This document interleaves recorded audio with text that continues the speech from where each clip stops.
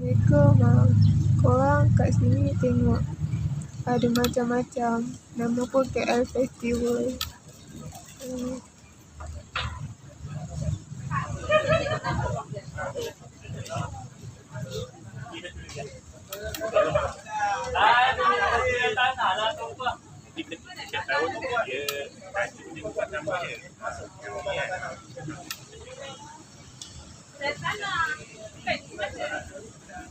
Bukan di tolaknya.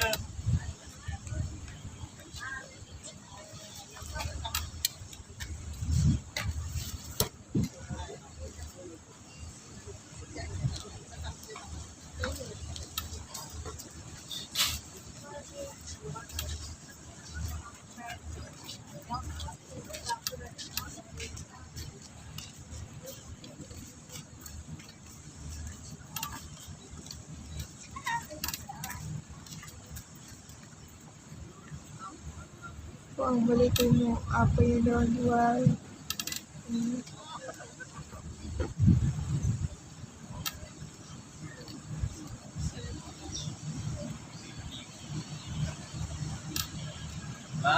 Korang boleh support diorang juga.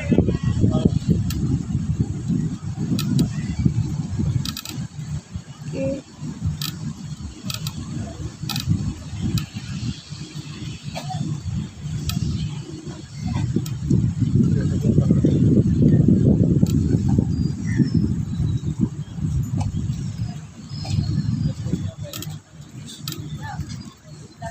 Okay, kita orang nak ambil biskut. Kita orang tadi. Okay, korang support je kedai-kedai ni. Okay, korang boleh jangan lupa like, komen, subscribe dan tekan lonceng. Assalamualaikum.